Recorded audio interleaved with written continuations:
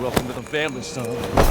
Resident Evil 7 takes some big risks. Even as some succeed and others fall flat, this new first-person take on the formula wisely remembers that it's survival horror adventure and not action that makes the series memorable. With one of the creepiest single settings in a Resident Evil game since the Spencer estate and an enticingly bizarre mystery to unravel, it's the most fun I've had with the series in years.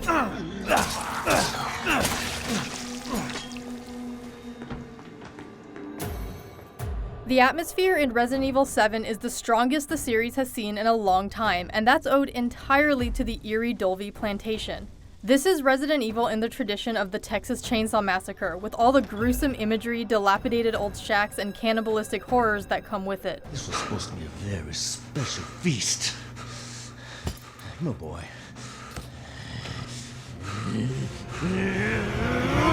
Sometimes that makes for an interesting backdrop, especially as you begin to trace the Baker family's descent into savagery and the way it's manifested in their domestic life. Other times, it relies too heavily on overplayed horror tropes about rural America and begins to border on the cartoonish.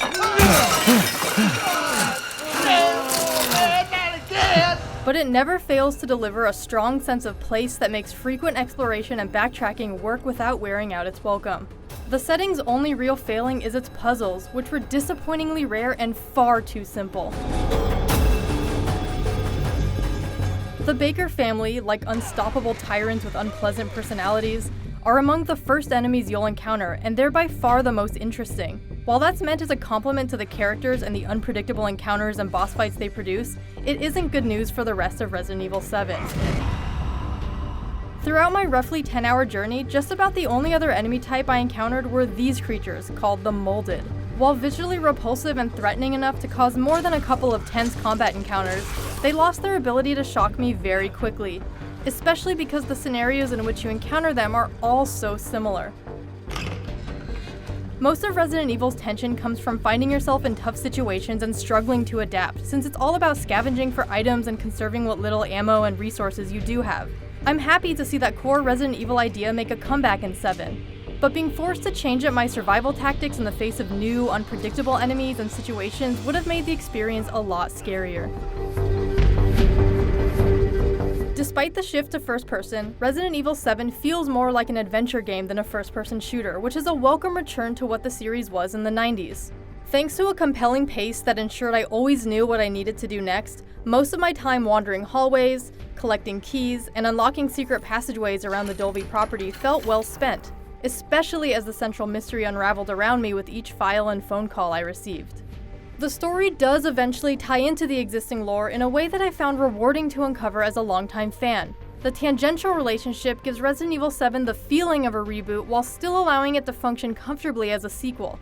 It all culminates in a mostly satisfying conclusion that leaves just enough unanswered questions for a follow-up. There are also plenty of exciting references to classic Resident Evil throughout. Things like crest doors, a weight-based puzzle to obtain the shotgun, themed keys, safe rooms, item boxes, and more.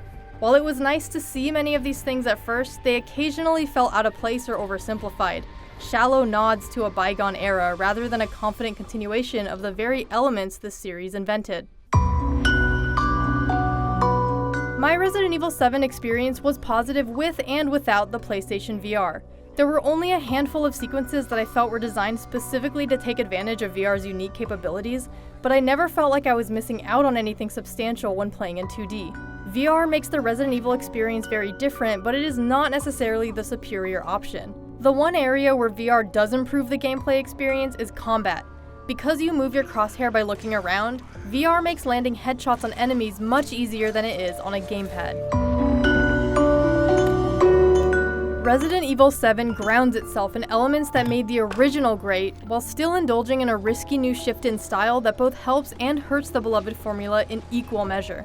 But it's also the closest a numbered sequel has come to Resident Evil's slow but thrilling and atmospheric adventure game roots in a long time. A welcome return that I truly hope to see more of in the future.